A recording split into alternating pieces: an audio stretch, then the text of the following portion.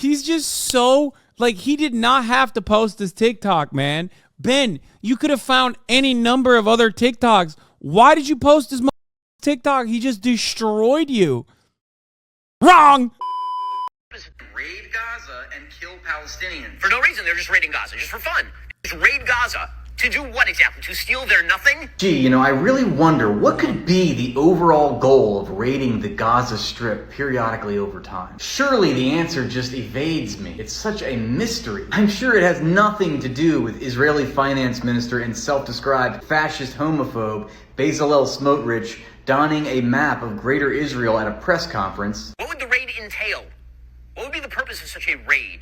Can you explain? Happy to explain, but I can just let Israeli government officials do it for me. The purpose of operations like Cast Lead and Protective Edge are part of what former military commander and Prime Minister Ariel Sharon called Israel's main weapon, its deterrence capacity. It's a direct quote. Israel's deterrence strategy, spelled out formally by the IDF in what they refer to as their Dahiya doctrine, which I encourage people to research, centered on waging preemptive asymmetrical warfare against a civilian population and its infrastructure in order to instill fear in Israel's rivals within the region. In 2006, before these three operations that I cited in my previous video, although there are many others, two important things happened. One, Israel lost a war with Hezbollah in Lebanon. Facing humiliation, the IDF, in accordance with their Dahiya doctrine, once again needed a punching bag to remind everyone within the region that Israel was not to be messed with. And predictably, they turned to defenseless Gaza. As one former Israeli foreign minister put it, Israel's real foe is not Hamas, it is the memory of 2006. Or, as other Israeli government officials put it at the time, Gaza is to Lebanon what a second sitting for an exam is to the first. A second chance to get it right. The second important thing that happened in 2006 was that Hamas did what the US had been urging it to do. It participated in an election. Hamas just made one grave mistake. It actually won the election in what President Jimmy Carter, who was there at the time, described as a completely fair and honest election. That's a direct quote. And the international community... This part is 100% facts. I mean, this guy is cooking pretty fucking hard. Yeah. So there were obviously other considerations, other reasons. Like the secular groups had urged George GWB to not fucking hold this election, but they didn't listen, and they were like, no, don't worry, you guys will win. And then they were spread out, and some of the secular vote was split between multiple groups, whereas Hamas would end up winning. Hamas also ran an anti-corruption campaign.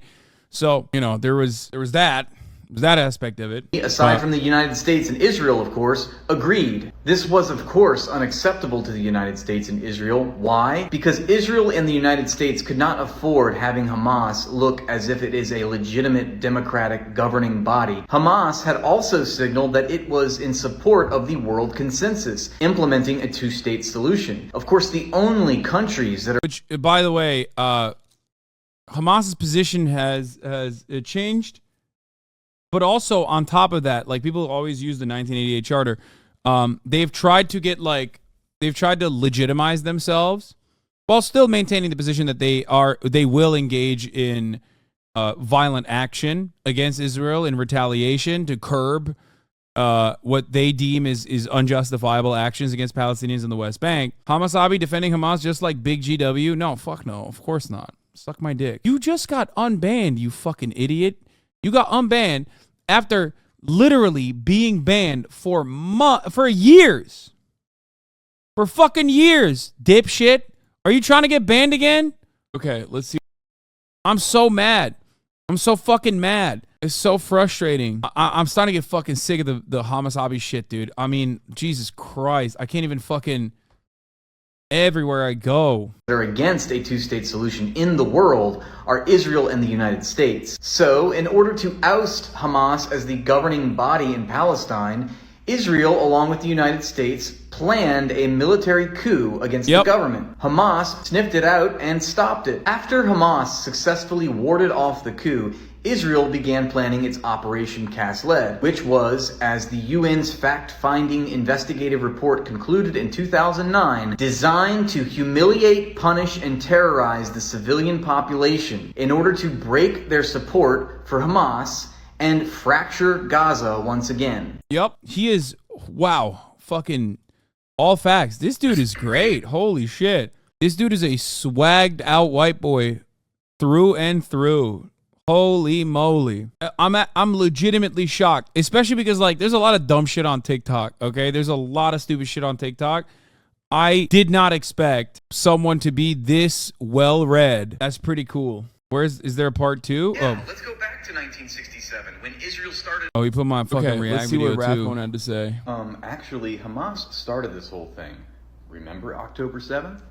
Actually, that's wrong. Before. All right, well, we already watched that. Well, or rather, we already lived it. Yeah, let's go back to 1967 when Israel started a preemptive war. Egypt was mobilizing its air force. Syria. Yes, Egypt mobilized its military within its borders, which last time I checked is not a violation of international law. But do you know what is a violation of international law? Firing first strike missiles. Blowing up their fucking air force because you felt like it. 90% of them.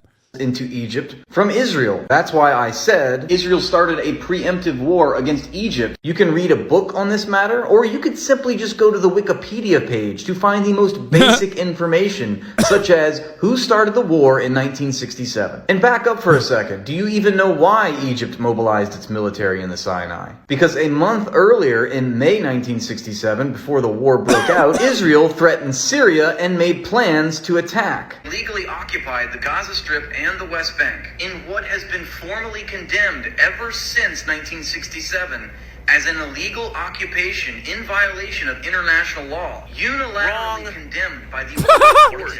About the world. Dude, this was my favorite part. He's just so, like, he did not have to post this TikTok, man. Ben, you could have found any number of other TikToks. Why did you post this motherfucker's TikTok? He just destroyed you. Wrong! Who gives a shit about international courts? It's like, yeah, dude, you are really the fucking arbiter of truth and justice when you literally look at one of the most toothless institutions that simply symbolically will tell you when you're wrong without any sort of real backing behind it since World War II. So, like, it's wild. It's wild when it's the same energy, and I said this when I was watching the video the first time, it's the same energy as, like, the Israeli account shitting, like, quote tweeting the fucking Geneva Convention or the UN account being like, war crimes are needed. It's like, come on, dude. What the fuck are you doing? The fuck are you doing? This is why it's funny. Yo, what the fuck? Not fun fact. Ben Gvir stole Yitzhak Rabin's Cadillac hood ornament before he was assassinated. Strangest find of the day. Yeah, he did. I mean, we're in here for the past 3 weeks. I've talked about this quite a bit. He said, today we get his car. Tomorrow we get him. I mean, they make no mistake. Both Benjamin Netanyahu's Likud party and also Ben Gvir, Itamar Ben Gvir, were very openly calling for the assassination of Yitzhak Rabin, and so much so that the Israeli government had to tell Benny boy, okay, to fucking tone it down because Rabin was getting a shit ton of assassination threats, like death threats, credible death threats. and Benjamin Netanyahu was like, no. And then after he died, the most like out of control, disgusting thing, Bibi Netanyahu in the most Philadelphia way turned around and said, I hate that he died and he was martyred because I was going to beat his ass in the election anyway, which was true. But it's like a fucking gross thing to say about a dude who was assassinated. World Court. Nobody gives a shit about the World Court is what he just said. This man is completely off the rails in his rapacious defense of the current bloodletting in Gaza. This is actually a very revealing moment for Ben. The World Court, aka the International Court of Justice, is an arm of the United Nations. The United Nations is largely a creation of the United States. It is certainly controlled by the United States. No institution is more sympathetic, cowering, absolving of Israel and the United States than the United Nations. That is why some in the media expressed shock last week when they heard the UN Secretary General Antonio Guterres cast the slightest bit of shade to Israel when he said, It is important to also recognize the attacks by Hamas did not happen in a vacuum. The Palestinian people have been subjected to 56 years of suffocating occupation. Crazy. It's crazy to me, dog. I can't believe every single motherfucker is now. There's two reasons why this is crazy, okay? One, It's crazy because holy shit, it took 56 years for these fucking assholes, okay? I mean, I guess like the UN always has been critical of Israel. It just like doesn't even really matter. But I do feel like the dam is breaking a little bit. In all of the past 10 years that I've been advocating for Palestinians, I've never seen this many like powerful people in positions of power genuinely openly state what is going on and even take steps to just like leave their fucking jobs in protest, to be like, this is unacceptable. Like, I recognize my powerlessness in the face of like America's State Department interests, but I just simply want to wash my hands of it. You know what I mean? Like, if I can't do anything about it, at least like I don't want to, my name should not appear next to these fucking animals in the history books. You know what I mean? Like, that's what's going on. It's really, really, that part is actually at least a little bit different than like what you normally see. Not that it fucking matters, because the media is still absolutely full-throating, just throat-goading, unimaginably throat-goading Israel as best as they can. Like, they still almost exclusively have like IDF people on whose entire job is to literally speak to an English-speaking audience and tell them that like, no, this has to happen, right? No, Palestinian children have to die. I'm sorry. They have to die. And watch Aussie Journal, let Israel ex-prime minister say insane things to deny genocide. Oh yeah, I wanted to fucking watch this as well. But it's still happening. It's still happening in the Western media. But having said that, that sort of stuff never happened even back in 2018 during the March of Return. Yeah, like think about the hubris, like the arrogance in 2018 when Benjamin Netanyahu could go on American TV and say that all of the fucking children and all the fucking medics and all the pregnant lady, people in wheelchairs, like everyone that the IDF personally sniped, knowing full well that they were sniping them, right? On their peaceful demonstration at that Gaza border wall, Benjamin Netanyahu had the audacity to go on American television and say these are telegenically dead babies. Okay? Palestine has telegenically dead babies. That's what he said. Think about that. The gall. And nothing happened. Literally nothing happened. People were like, yeah, that's right, I guess. I don't know. Who gives a fuck? Not trying to sound annoying, but I'm a normie. Is there any days where you don't watch the news and just watch regular stuff? I apologize. This is like an issue that I'm very passionate about. So for the past week, for the past 3 weeks, I haven't stopped with my coverage. Eventually I will try to get to greener pastures. I want to, but it is hard when, you know, you hear about doctors having to perform C-sections without anesthetics, doctors having to perform surgeries on children without anesthetics. Like, this is, you know, there's an active genocide going on. It's just, I'm entirely too stubborn to stop constantly and consistently talking about it, especially as there's new developments. Because I want people to know, I want people to learn, I want people to know what to say to others, especially when the overwhelming mainstream media. Chatter doesn't realize that in May 2021, you covered Palestine for a whole week too. Yeah.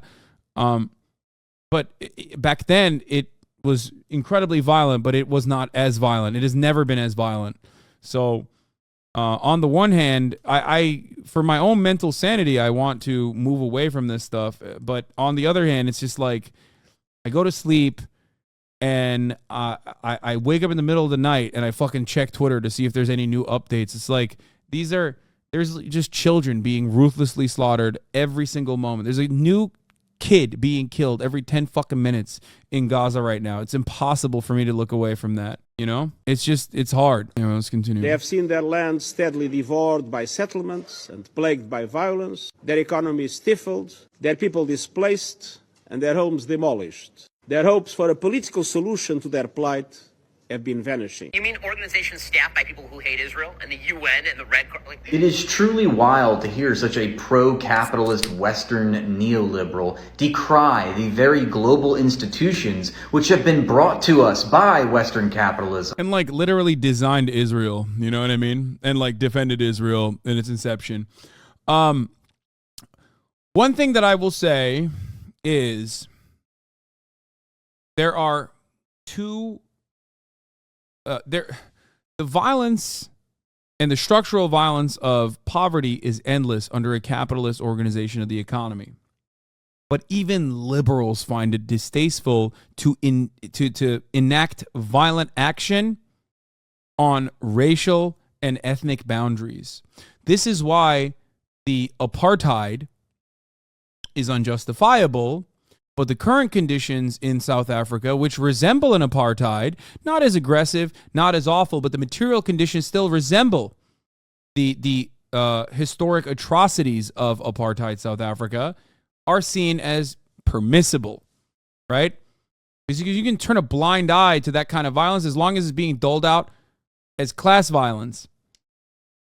Liberal capitalists will be fine with class violence, but some liberal capitalists cannot also on top of that allow violence to happen on the basis of ethnicity. Most people recognize that it's like fucked up. That's not appropriate. Israel's gone way too far.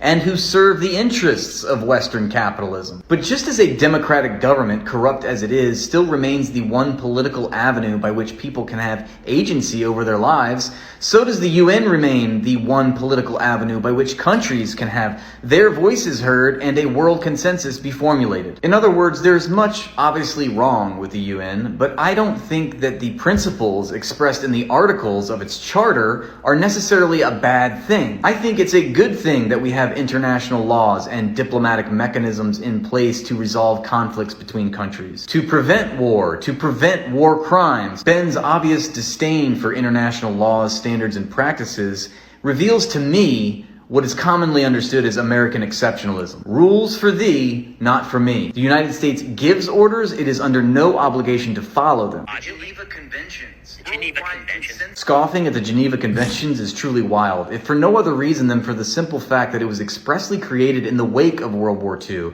primarily forged by the United States, in order to prevent another mass atrocity like the Holocaust. Yeah, let's go back to 19... Shitting on the Geneva Conventions is wild, you know what I mean?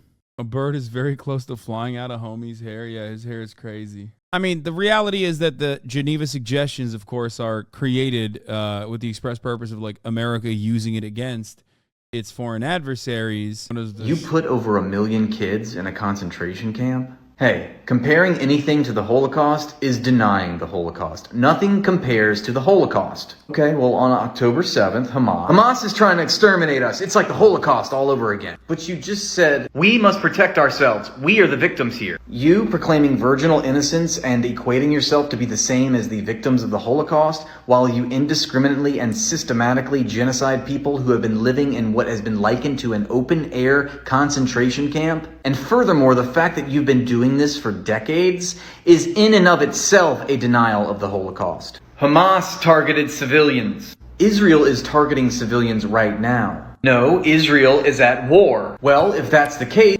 Yeah, there's no standard. Once you recognize that the standard is Palestinians are not human and Israelis are human, then you understand this double standard. Then Israel is committing war crimes. Under the principle of the international humanitarian law and summarily expressed by Israeli scholar and former president of Tel Aviv University, Yoram Dinstein, there is no genuine difference between a premeditated attack and a reckless disregard for the principle of distinction. What's the principle of distinction? Parties to an armed conflict must at all times distinguish between civilians and combatants, and between civilian objects and military objectives. By the way, this is the reason why October 7, in my opinion, was unjustifiable and also inherently violent and was a slaughter. Like that's it. It's the same. It's the same thing that I've said before. It's just like when you target a force and you engage in violent actions against civilians, it's just like, yeah, it's over. It's a war crime. Like, you put over 1 million kids. Except, of course, you know, Israel is the king at war crimes. So